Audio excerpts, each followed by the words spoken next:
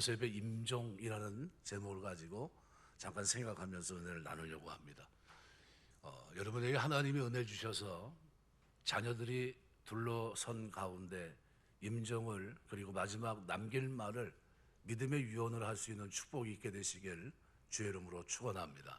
그냥 갑자기 어떤 사고로 인해서 돌아가시게 되면 굉장히 아쉬워요. 부모님이 나에게 남기려고 했던 말은 과연 뭘까? 재산 이런 거 신경 쓰지 마시고요. 진짜 살면서 꼭 하고 싶었던 얘기는 뭘까? 이런 것들이 궁금하지 않겠습니까? 저는 같은 동역자였고, 그리고 이제 건강이 좀 안 좋아서, 물론 나이는 저보다 더 많아요. 우리 심대호 목사님 먼저 은퇴를 했습니다. 조기 은퇴를 했죠. 그런데 개척서부터 그리고 교회를 조금 키워가면서 이제 교회를 다 완성해서 성도들과 모든 분들 빚도 다 갚고, 그리고 난 후에 이 모든 것들을 후임자에게 넘겨주고, 그리고 이제 끝났는데, 그리고 난 후 뭔가 아쉬움이 있을 것 같아요. 그리고 지나오면서 감사한 일도 있을 거고, 신앙의 역정 속에서 뭔가 할 얘기도 있을 것 같고요. 그래서 제가 은퇴하기 전에 그런 얘기를 했습니다. 목사님, 은퇴하면 우리 교회 와서 부흥회 한번 하시라고 그랬더니 무슨 소리냐고, 은퇴했는데 무슨 부흥회를 하냐고 그랬어요. 은퇴했으니까 시키는 거라고 그랬어요.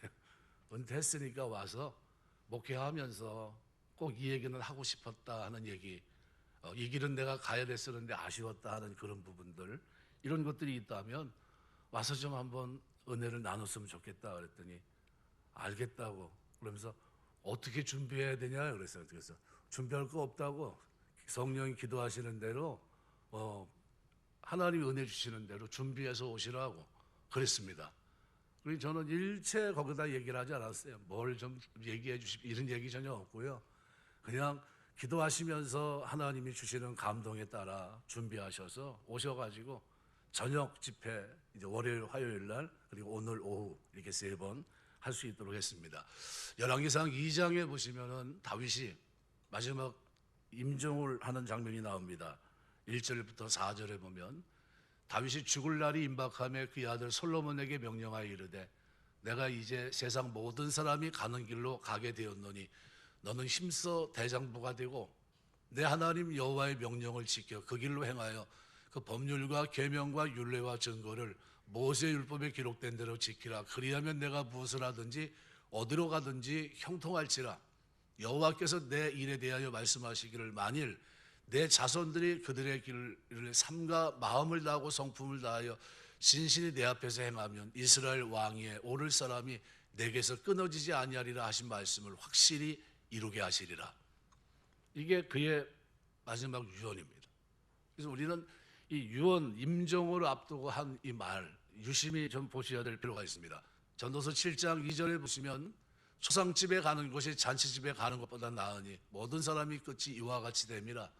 산자는 이것을 그의 마음이 둘지니라. 우리가 보통 호스피스 그러는데, 호스피스라는 뜻은 사실은 여관이란 뜻입니다.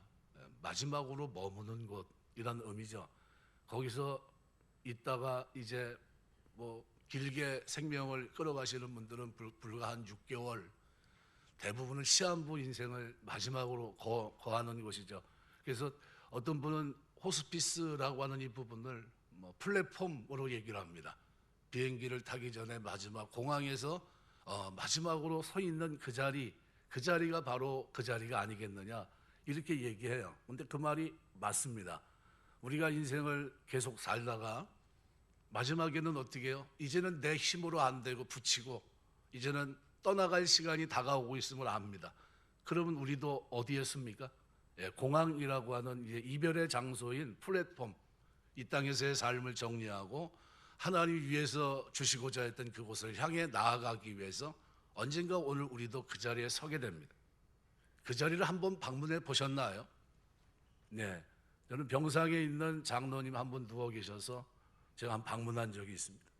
깜짝 놀랐던 것은 갔는데 저를 알아보는 사람이 있는 겁니다.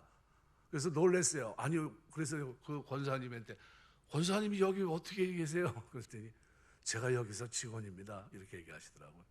그때 깜짝 놀랐습니다.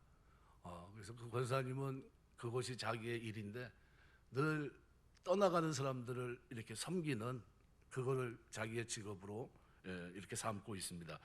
죽음은 영원한 삶의 시작입니다. 그래서 디모데후서 4장 6절에서 8절을 보시면 전제와 같이 내가 벌써 부어지고 나의 떠날 시각이 가까웠도다. 나는 선한 싸움을 싸우고 나의 달려갈 길을 마치고 믿음을 지켰으니 이제 후로는 나를 위해 의의 멸류관이 예비되었으므로 주곧 의로우신 재판장이 그날에 내게 주실 것이며 내게만 아니라 주의 나타나심을 사모하는 모든 자에게니라. 우리는 다 떠나갑니다. 그리고 떠나가면서 마지막 할 말을 하게 되죠. 그리고 그 장면을 미리 생각하기도 합니다. 가수들이 자기의 대표적인 곡을 이제 보통 이제 우리 소천하게 되면 음악을 틀어놓는 모양입니다. 가수들끼리 하는 얘기예요. 근데 조영남이라고 하는 사람이 가만히 생각해 보니까 내가 부른 노래 가운데 나를 대표할 만한 곡이 뭔가 그랬더니 얼른 그 자기 생각에도 화개장터 이게 딱 떠오르라는 겁니다. 큰일 났다 생각이 들었대요. 왜냐하면 내가 죽었는데 사람들이 내 죽음을 애도하는 게 아니라 그냥 신바람 나게 노래를 부르면서 그놈 잘 갔다 그런 노래가 될 것 같아가지고 야 이건 아니다. 왜냐하면 다른 사람들 가수들 돌아가시고 그리고 노래를 이렇게 틀어놓는 걸 보니까 그 대표곡을 틀어놓더라는 거예요. 그래서 고민하다가 곡을 하나 썼습니다. 그게 모란동백이란 노래예요. 그래서 그거를 해가지고 그럼 알려야 되겠는데 그래서 그 방송국 PD들을 쫓아가면서 자기 앨범을 하나씩 다 줬대요. 그러면서 거기다 멘트를 이렇게 붙였대요. 내가 죽으면 이 노래를 좀 틀어줬으면 좋겠습니다. 그리고 다 알려줬다고 그럽니다. 그런데 그게 의외로 반응이 좋아서 지금은 그것도 어느 정도 인정을 받는다는 거죠. 그는 이제 죽음을 앞두고 나름대로 정리를 한 거예요. 자기 삶을. 내가 죽으면 사람들이 그놈 잘 갔다 그러면 좀 곤란하잖아요. 화개장터를 부르면서 신나게 노래를 부르고 있으면 굉장히 기분이 안 좋을 것 같아요. 근데 모란동백이란 그 노랫말을 이렇게 들어보니까 그냥 차분합니다. 그래서 그럴 수 있겠다. 사람은 다 하나님이 정한 길을 걸어갑니다.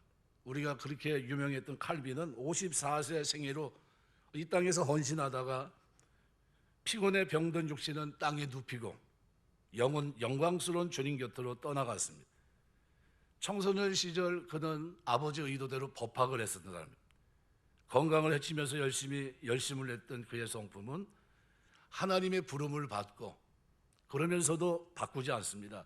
철저한 책임감을 가지고 주어진 일이라면 무엇이든지 관철하고 그리고 최선을 다해서 종교개혁의 마무리 정비사 역할을 그가 이제 감당해냅니다. 루터의 죽음은 도련한 죽음이라고 얘기한다면 칼빈의 죽음은 유언장을 제시한 죽음입니다. 유언장을 작성하고 모든 일을 정리했을 뿐만 아니라 후임자까지 선정해 놓은 다음에 파넬에게 마지막 편지를 보냅니다.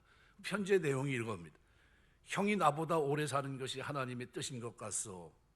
부디 우리의 우정을 기억해 주길 바라오. 그것이 하나님의 교회에 유익하고 그 열매가 하늘에서 우리를 기다리고 있어. 나는 형이 나 때문에 지치는 것을 원하지 않소. 나는 매우 힘들게 숨을 쉬고 있습니다.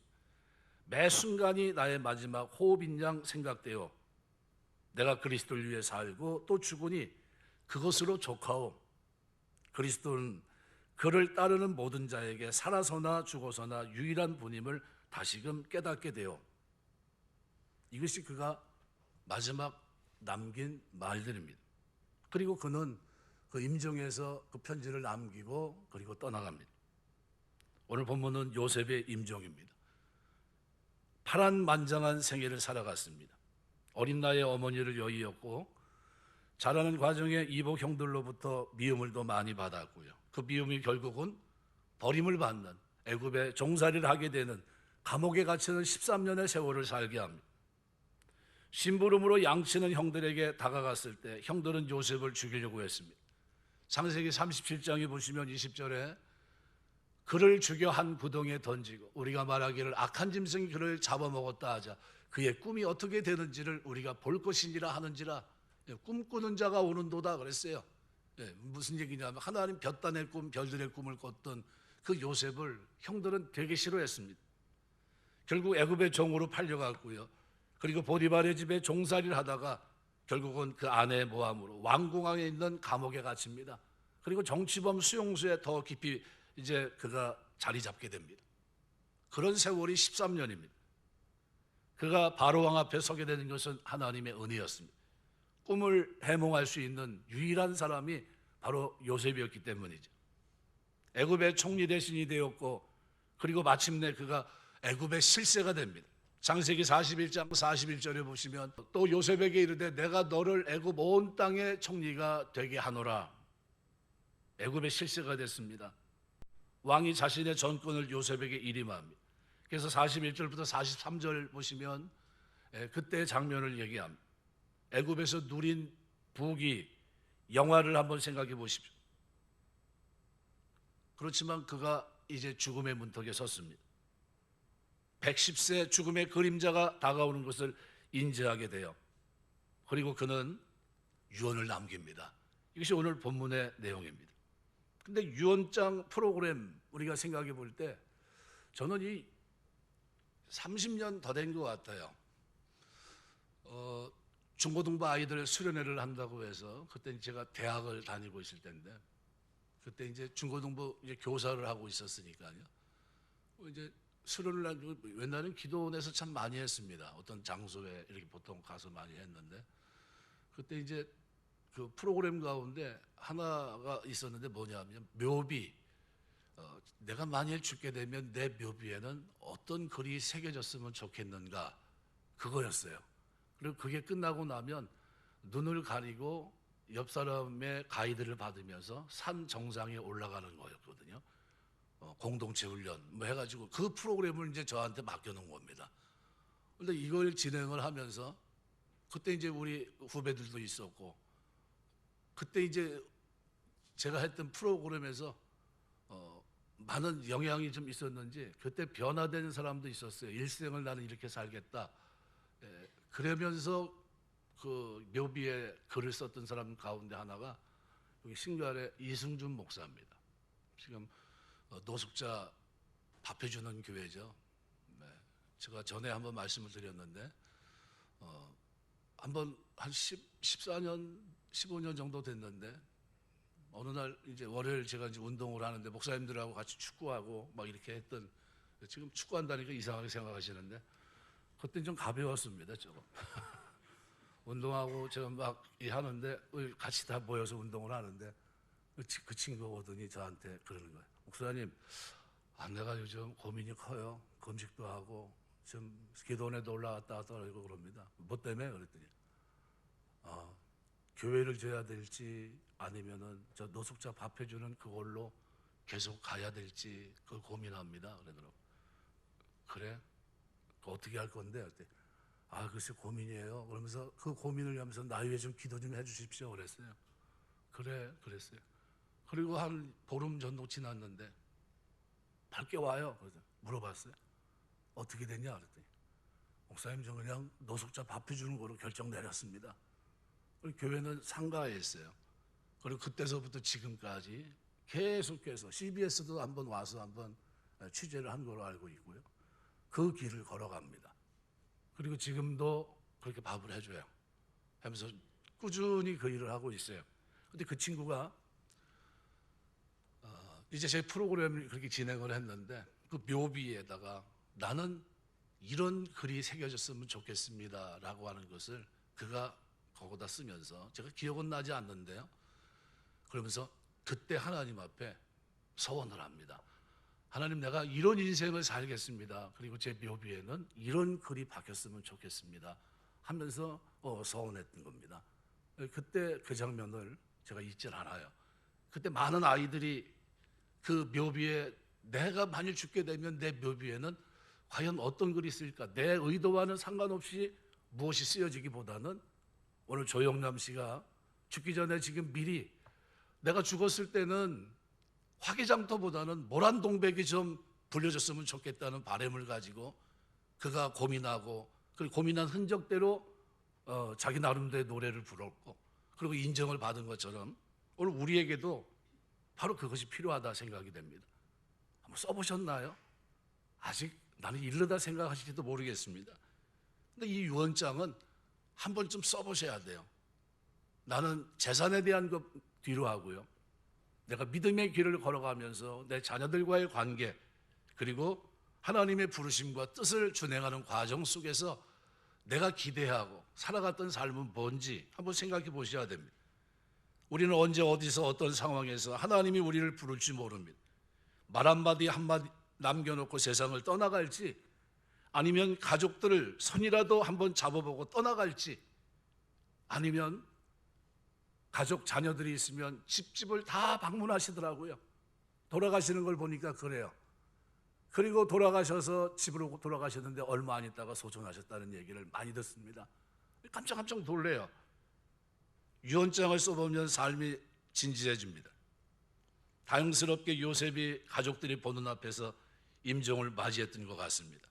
오늘 본문은 바로 그 부분입니다. 그래서 22절을 오늘 본문에 기록한 대로 믿음으로 요셉은 임종시에 이스라엘 자손들이 떠날 것을 말하고 또 자기 뼈를 위하여 명하였다. 이 두 가지를 얘기하고 있습니다. 좀 더 당시 상황을 자세히 살펴보려면 창세기 50장 24절부터 26절의 기록을 보셔야 됩니다. 요셉이 그의 형제들에게 이르되 나는 죽을 것이나 하나님이 당신들을 돌보시고 당신들을 이 땅에서 인도하여 내사 아브라함과 이삭과 야곱에게 맹세하신 땅에 이르게 하시리라 하고 요셉이 또 이스라엘 자손에게 맹세시켜 이르기를 하나님이 반드시 당신을 돌보시리니 당신들은 여기서 내 해골을 메고 올라가겠다 하라 하였더라. 요셉이 110세의 죽음에 그들이 그의 몸에 향 재료를 놓고 애굽에서 입관하였더라. 장례하면서 저도 입관 예배를 드려달라고 해서 저 본문을 가지고 여러 차례 설교한 기억이 있습니다. 마지막 순간 그가 남긴 유언은 도대체 뭡니까? 너희들 여기 애굽은 너희 고향이 아니라는 거예요. 너희는 돌아가야 된다는 겁니다. 하나님이 우리에게 주신 땅이 있고 지금은 이곳에 머물러 있지만 이것은 너희들이 언제든지 영원토록 머물 것이 아니라는 겁니다. 너희는 반드시 떠나게 될 것이라는 겁니다. 너희가 떠날 때 반드시 내 해골을 메고 올라가겠다고 맹세해라. 그리고 내 무덤을 만들고 장례를 치르지 말아라. 내 시신만 입관하라는 겁니다. 그래서 미래가 되어 있는 내 모습을 보면서 내 말을 기억하라는 거예요. 당시 애굽의 문화는 바로 왕을 위시해서 권력자들은 하나같이 죽으면 약품으로 시신을 처리한 후에 거대한 피라미드에 안장했습니다. 요셉의 몸에 향 재료를 놓고 입관했다는 것은 그 당시의 방법대로 내장을 뺀 후 방부제를 놓고 묶은 후에 바깥에 그 사람의 얼굴 모양을 그려서 보관했다는 뜻입니다. 임종의 순간 요셉은 오직 한 가지 내 해골을 메고 애굽을 떠나라. 반드시 메고 나가라. 이 얘기를 하고 있습니다.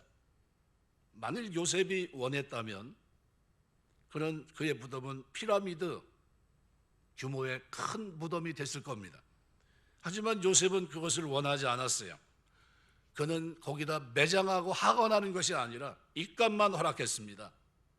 이것이 그가 남긴 유일한 유언이고 부탁이었습니다. 그 후 430년의 세월이 흘렀습니다. 모세가 이스라엘 백성을 출애굽시키는 10가지 기이한 일이 일어나면서 그 백성들을 엑스호도스 시키는 날이 시작됐어요. 그때 상황은 급박했습니다. 출애굽기 12장 11절에 보시면 너희는 그것을 이렇게 먹을지니 허리에 띠를 띠고 발에 신을 신고 손에 지팡이를 잡고 급히 먹어라. 이것이 여호와의 유월절이라. 그죠? 짐승의 피를 양의 피를 문설주에 발라놓고 마지막 장자의 죽음을 뒤로 한 후 그리고 하나님이 약속한 가나안 땅을 향해서 모세가 인도자가 돼서 나아갑니다.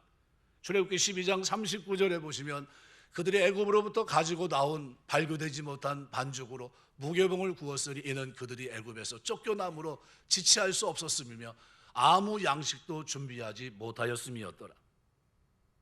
모세는 지금 430년 까마득한 옛날 임종을 앞두고 자기 뼈를 부탁한 요셉의 유언을 이 급박한 순간에 기억해냅니다. 그래서 출애굽기 13장에 보시면 18절 19절에 이렇게 말합니다.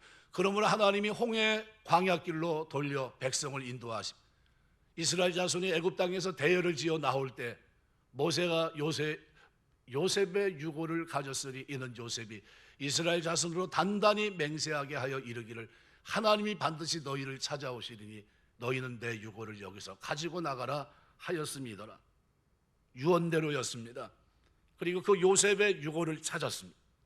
이 유고를 찾고 그것을 맵니다. 그래서 출애굽기 13장 19절에 보시면 너희를 내 유고를 여기서 가지고 나가라 그랬는데 35절 보시면요, 출애굽기 13 말대로 은금 폐물 이런 거 다 해가지고 나갑니다.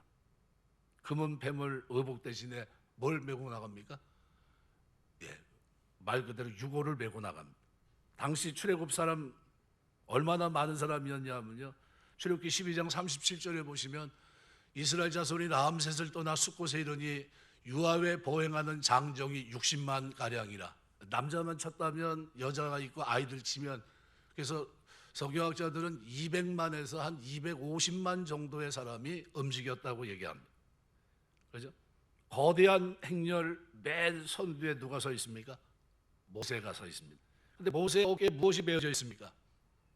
바로 430년 전에 믿음으로 유언을 했던 요셉의 유골이 베어져 있습니다. 그럼 이 행렬의 맨 선두에는 요셉의 해골, 그거를 담은 그것이 맨 앞에 있습니다. 거대한 출애굽의 행렬은 200만 명 이상 돼요. 장래 행렬이라고 말할 수 있을 겁니다. 국경을 넘는 무려 40년 동안이나 진행된 장래 행렬. 세계 역사에 이렇게 거대한 장래 행렬을 본 적이 있습니까?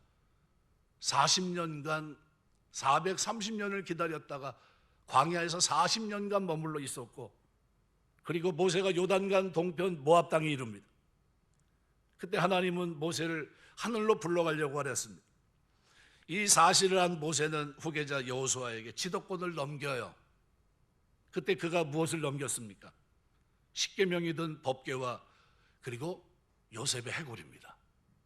계속 이어져요. 여호수아는 이 두 가지를 앞세우고 요단을 건넙니다. 그죠? 시간이 더 걸린 거죠.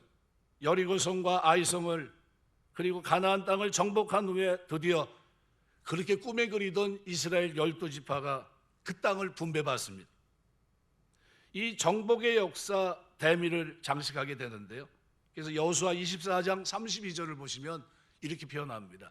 이스라엘 자손이 애굽에서 가져온 요셉의 뼈를 세겜에 장사하였으니 이것은 야곱이 백크시타를 주고 세겜의 아버지 하몰의 자손들에게서 산 밭이라.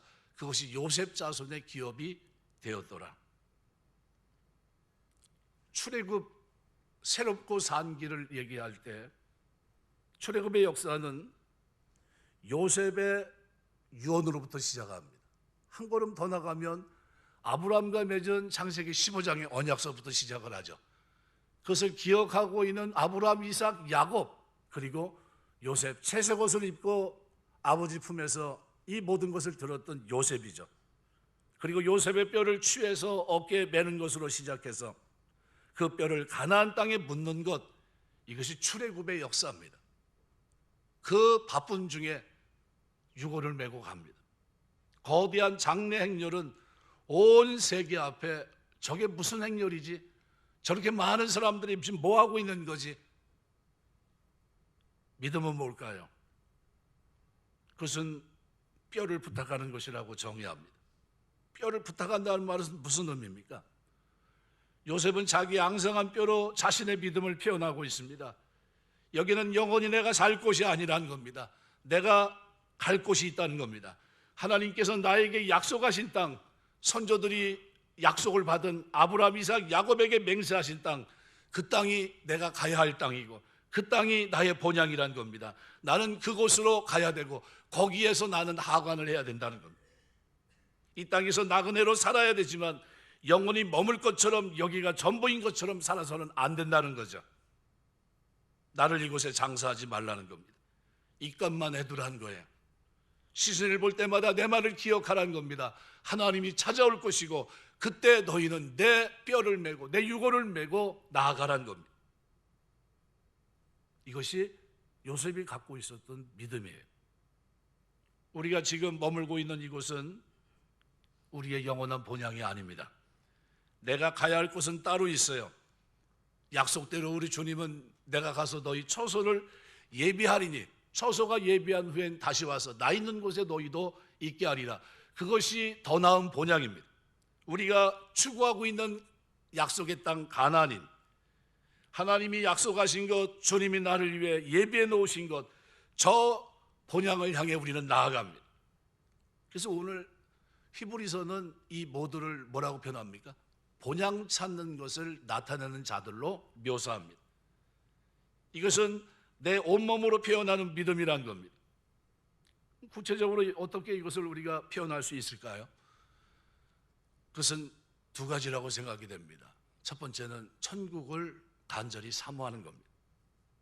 마태복음 6장 33절 보면 그런즉 너희는 먼저 그의 나라와 그의 의를 구하라. 그리하면 이 모든 것을 너희에게 더하시리라. 우리가 이 땅에 살아가면서 그의 나라와 그의 의를 사모하는 이 믿음을 가지고 살게 되시길 주의 이름으로 축원합니다. 저는 베드로서 3장을 볼 때마다 이 땅에서의 모든 시름을 덜어버립니다. 사랑하는 자들아, 주께서 하루가 천년 같고 천년이 하루 같다니 한 가지를 잊지 말라.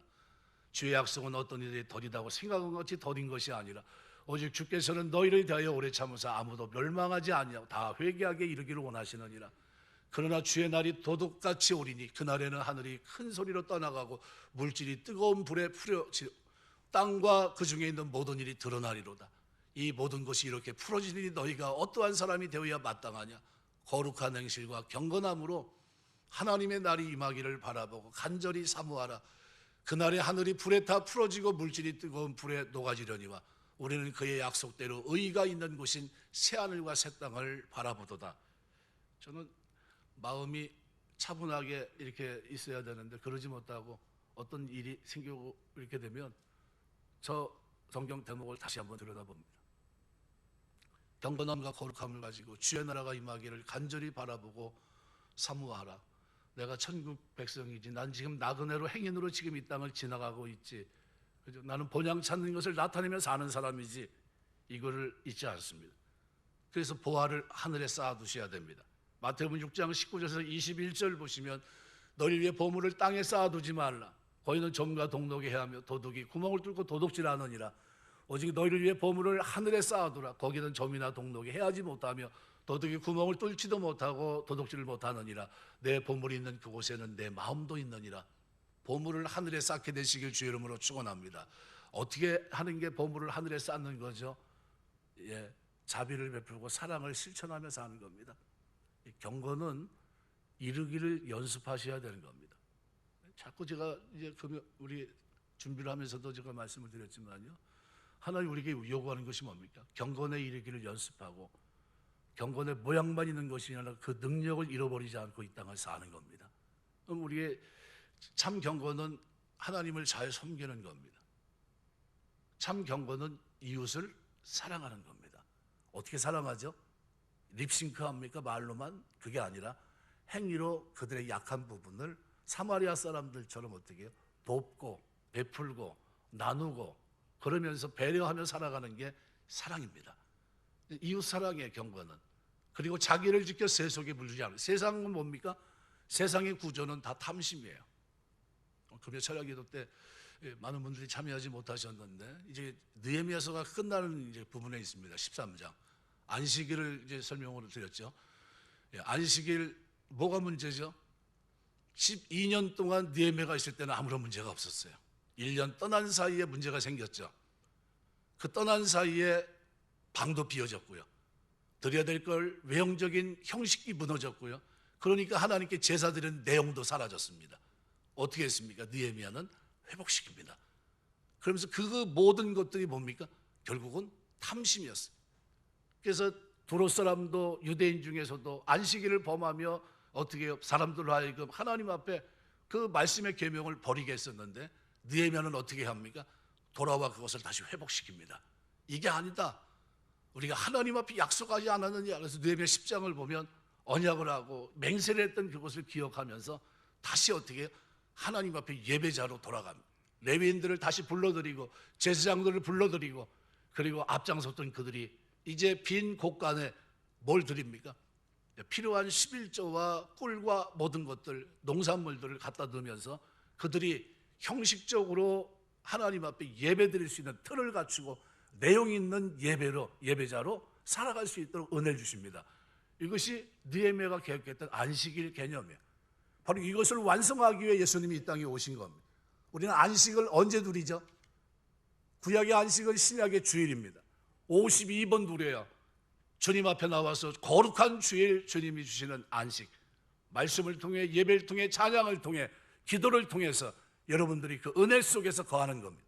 그리고 그 속에서 어떻게 구별된 자로 하나님 주께서 나에게 안식을 주시기 위해 십자가신 이 사건을 기억하면서 십자가와 부활을 의미하면서 그 안식 거룩한 주일은 누구 것입니까? 내 것이 아니라 하나님의 약속 속에 있어요. 하나님 앞에 마땅히 드려야 될 겁니다. 그런데 그것을 거부하게 했던 것이 인간의 탐심이었습니다. 그래서 성경은 탐심을 우상숭배라고 얘기하는 겁니다. 우상숭배. 하나님 섬기는 게 아니에요. 그럼 우상숭배를 배제하고 이것이 나에게 세상적인 유익이 있고 나에게 즐거움을 주고 내 권위가 올라가고 내 명예가 새롭게 된다 할지라도 이것을 버리고 마땅히 하나님 앞에 있는 그 시간, 그것이 예배자로 있는 그 시간, 이것이 축복이라는 겁니다. 이것이 안식이라는 거예요. 이것이 거룩한 주일입니다. 여러분이 교회를 나와서 예배를 드리는 그 순간이 얼마나 복된 순간인지 모릅니다. 이 두 가지를 온몸으로 표현하는 것, 이것이 이 시대를 사는 요셉이에요. 이것이 온전한 믿음이기 때문이죠. 오늘 이 믿음이 나에게 있는지, 이 믿음을 온몸으로 내가 지금 편함이 이 땅을 살고 있는지 돌아보셔야 돼요. 오늘 히브리서 11장 13절 16절을 보시면 이 사람들은 다 믿음을 따라 죽었으며 약속을 받지 못했을 때 그것을 멀리 보고 환영하며 땅에서는 외국인과 나그네 임을 증언하였으니 그들이 이같이 말하는 것은 자기들이 본향 찾는 자임을 나타냅니다. 자기들이 본향 찾는 자임을 나타내고 있었다는 겁니다. 그럼 여러분이 지금 이 시대를 살면서 여러분의 언행이나 여러분의 행실 속에 뭐가 있어야 됩니까? 본향 찾는 자임을 나타내는 증거가 있어야 돼요. 하늘의 보화를 쌓는 것뿐만 아니라 주의 나라가 임하기를 간절히 사모하고 경건함과 거룩함을 가지고 살아가는 삶이 있어야 되겠죠. 그래서 신앙생활은 이 땅에 영원히 머물 것처럼 살지 말아야 돼요. 주님 오라 하시면 언제든지 가겠습니다. 아멘 주 예수여 어서 오시옵소서 고백할 수 있어야 됩니다. 요한복음 14장 2절 3절 말씀대로 내 아버지 집에 거할 곳이 많도다. 그렇지 않으면 너에게 일렀으리라. 내가 너희를 위해 거처를 예비하러 가노니 가서 너희를 위해 거처를 예비하면 내가 다시 와서 너희를 내게로 영접하여 나 있는 곳에 너희도 있게 하리라. 주님이 예비하신 본향은 어디입니까? 요한계시록 21장은 이렇게 표현합니다. 내가 새하늘과 새 땅을 보니 처음 하늘과 처음 땅이 없어졌고 바다도 다시 있지 않더라. 내가 보매 거룩한 성 새 예루살렘이 하나님께로부터 하늘에서 내려오니 그 준비한 것이 신부가 남편을 위하여 단장한 것 같더라. 10절 12절에 보면 또 이렇게 말합니다. 성령으로 나를 데리고 크고 높은 산으로 올라가 하나님께로부터 하늘에 내려오는 거룩한 성 예루살렘을 보이니 하나님의 영광이 있어 그 성의 빛이 지극히 귀한 보석 같고 벽옷 수정같이 맑더라. 크고 높은 성곽이 있고 12문이 있는데 문에 12천사가 있고 그 문들 위에 이름을 썼으니 이스라엘 자손 12지파의 이름들이라. 이것이 우리가 가야 할 천국입니다. 이 땅은 잠시 스쳐 지나가는 곳입니다. 이 땅이 아닌 내가 영원히 머물 곳이 있다는 것을 인정하는 사람은 어떻게 살아야 될까요? 누가복음 18장 8절은 인자가 올 때 세상에서 믿음을 보겠느냐 말씀하십니다. 어떤 믿음일까요? 바로 천국을 사모하는 믿음, 천국의 보물을 쌓는 믿음, 기도하면서 인내하면서 약속을 이루실 거라는 확신을 가지고 기도하는 믿음, 내 원한을 풀어줄 거라는 믿음, 이것을 가지고 기도하는 사람을 보겠냐는 거죠. 주님이 인정하시는 믿음은 저 하늘나라에 대한 열정을 온몸으로 표현하는 믿음입니다. 히브리서 11장 10절은 이는 그가 하나님이 계획하시고 지으실 터가 있는 성을 바랐습니다. 빌립보 3장 20절은 이렇게 말합니다. 오직 우리의 시민권은 하늘에 있는지라 거기로부터 구원하는 자 주 예수 그리스도를 기다린다 그랬어요. 오늘 본문은 이렇게 표현합니다. 믿음으로 요셉은 임종시에 이스라엘 자손이 떠날 것을 말한다는 무네모디오라는 말은 고전 헬라어 문화성에서는요, 기억하다, 생각나게 하다, 언급하다, 숙고하다 이런 뜻입니다. 신약 성경에서도 똑같은 용례로 쓰입니다. 사도행전 20장 31절 보면 각 사람을 훈계하던 것을 기억하라. 어떤 얘기입니까? 반드시 기억하라는 거예요. 3년간 밤낮으로 쉬지 않고 눈물로 훈계한 것을 잊지 말라는 거예요. 깊이 생각하라는 겁니다. 디모데후서 2장 8절도 보면 내가 전한 복음대로 다윗의 씨로 죽은 자 가운데 다시 살아나신 예수 그리스도를 어떻게 해요?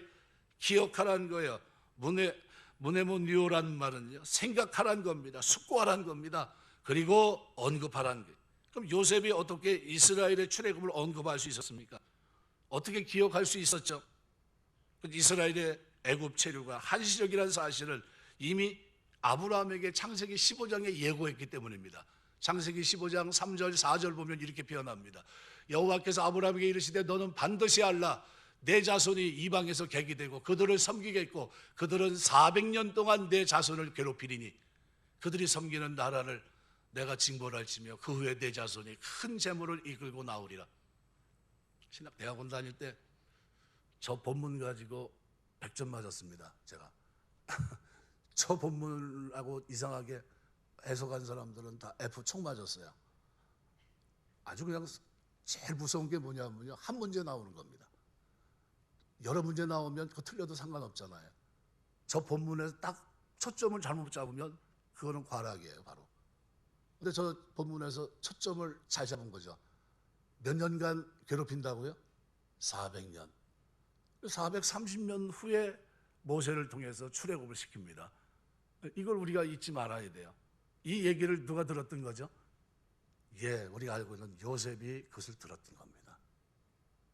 400년 후, 요셉의 나이가 몇 살이죠? 몇 살에 그가 역사의 무대에 등장합니까? 30세. 예. 그래서 역사에 이제 애굽의 총리가 되면서 그가 그 일을 이뤄나가는데 쓰임 받습니다. 이것은 아브라함이 이삭에게, 이삭은 야곱에게, 야곱은 요셉에게 전해졌을 겁니다. 따라서 요셉은 항상 이 말씀을 기억하고 있었고 이제 죽음을 앞두고 그 사실을 이스라엘 자손들에게 얘기하는 겁니다. 반드시 올 거다. 그때 내 해골을 메고 나가라. 그런 약속의 땅 가나안 땅을 바라보고 있었던 겁니다. 이스라엘의 출애굽은 당시 그 시기도 정확히 알 수 없는 미래의 일이었지만 요셉은 믿음으로 이것을 확신했습니다. 왜요? 너무나 선명하게 창세기 15장에 말씀하고 있었거든요. 아브라함, 이삭, 야곱과 마찬가지로 요셉 자신도 하나님의 궁극적인 목적과 계획을 알고 있었다는 겁니다. 인간적인 생각으로는 자기의 부 권위가 지속되고 또한 그 자손들이 현재 편히 살고 있는 고센 땅, 우리 남한만한 이 땅입니다. 물과 나일강과 같은 젖줄이니까요. 아주 편안한 목초지입니다. 얼마나 좋아요. 애굽 땅에서 자자손손 살았으면 얼마나 좋겠습니까? 물이 많고 기름진 땅에서 후손들이 번창하기 적합하게 보였을 겁니다. 그런데도 요셉은 후손들이 그 땅을 떠나 하나님이 주신 황망한 땅, 가나안 땅, 물을 저장하지 못하고 힘든 그 땅, 출애굽을 예언했던 겁니다. 이것은 하나님의 약속의 말씀이 성취되는 사실에 대한 믿음이 그에게 확고했다는 것을 보여줍니다. 주목할 것은 그가 왜 이런 유언을 남겼냐 하는 것입니다. 유골이란 어차피 흙으로 돌아가고 마는 것인데 그가 왜 굳이 애굽에 두지 말고 약속의 땅으로 가져갈 것을 당부했는가 하는 문제입니다. 이것은 시사하는 바가 큽니다. 단순히 그가 고향을 그리워하는 향수 차원의 문제가 아니라 그는 아직 이루어지지는 않은 하나님의 약속의 성취를 믿었을 뿐만 아니라 최소한 상징적인 의미라도 하나님의 약속의 성취를 공유하고자 했던 겁니다. 어쩌면 그는 자신이 직접 이스라엘을 인도하는 그리고 약속의 땅에 들어가고자 하는 그 삶을 원했을지 모릅니다. 하지만 그것은 자신의 몫이 아님을 알았어요. 그래서 그의 소원은 유골이라도 함께 가기를 소원했던 겁니다. 우리는 이것을 통해 그의 간절한 소망이 세상이 아니라 가나안 땅의 실체인 하늘, 천국에 있었다는 것을 알 수 있습니다. 오늘 22절은 믿음으로 요셉은 임종시에 이스라엘 자손들이 떠날 것을 말했다 그랬어요. 그럼 여러분 임종에 반드시 들어갈 말이 있습니다. 그것이 뭐죠? 나는 천국을 소망하는 사람이라는 거예요. 내 자녀들 앞에 여러분이 꼭 고백할 말이 있습니다. 하나님 앞에, 자녀들 앞에 나는 천국을 소망하며 사모하며 이 한 생을 살아갔고 너희들도 반드시 그곳에 와야 된다. 이것을 위해 기도하시길 주의 이름으로 축원합니다. 하나님, 제가 대충 살다가 가지 않게 하시고요, 하나님 나에게 은혜 주셔서 하나님 내가 마지막 순간에 뭐 할 수 있도록요? 유언할 수 있도록, 하나님 임종으로 하며 자녀들 앞에서 천국을 소망했던 내 삶을 고백할 수 있도록, 그리고 믿음으로 선포할 수 있도록 하나님 나에게 은혜를 주옵소서. 이것이 오늘 우리가 하나님 앞에 드려야 될 기도입니다. 말씀을 맺겠습니다. 프랑스 철학자 볼테르는 임종시에 그렇게 말했어요. 나는 하나님과 인간에게 버림을 받았구나. 의사 선생, 내 생명을 6개월만 연장시켜주면 내 재산의 절반을 주겠습니다. 이렇게 얘기했어요. 얼마나 비참한 임종입니까? 그런데 존 뉴턴은 노예 상인이었습니다. 사람을 잡아다 팔았던 영국의 황금기에 그 일을 했던 사람입니다. 근데 그가 예수 믿고 82세까지 살다가 숨을 거두면서 유명한 말을 남겼습니다. 나는 지금 하나님 나라로 간다. 그러나 아마 내가 하나님 나라로 가면 내가 3번 놀랄 거다. 처음엔 전혀 하나님 나라에 오리라고 기대하지 않았던 사람들이 와 있는 것을 보고 놀랄 것이고, 두 번째는 반드시 하나님 나라 가면 만나리라고 기대했던 사람이 안 보이는 것을 보고 놀랄 것이고, 세 번째는 노예 상인인 존 뉴턴, 내가 그 자리에 와 있는 것을 보고 놀랄 것이다. 마지막 날에 대해, 그리고 나를 준비하며 살아야 될 오늘 우리에게 하나님께서는 뭐라고 말씀하실까? 이것을 생각하면서 우리가 이 땅을 사셔야 됩니다. 전도서 11장 9절은 이렇게 표현합니다. 청년이여 내 어릴 때를 즐거워하며 내 청년의 날들을 마음에 기뻐하여 마음에 원하는 길들과 내 눈이 보는 대로 행하라. 그러나 하나님이 모든 일로 말미암아 너를 심판하실 줄 알라. 언젠가 우리가 주님 앞에 돌아가야 됩니다. 그러면서 여러분이 오늘 본문을 대하시면서 하나님, 요셉이 믿음의 고백을 가지고 약속에 근거한 말씀을 붙잡고 그가 유언을 한 것처럼 내가 약속의 말씀을 붙잡고 살게 하시고 약속의 말씀을 확신하며 유언하며 천국에서 만나는 이 복이 나와 내 후대에게 있을 수 있도록 은혜 주옵소서. 이렇게 기도하시고요, 그런 믿음의 여정이 저 여러분의 믿음의 길이 되시길 주의 이름으로 축원합니다. 기도하겠습니다.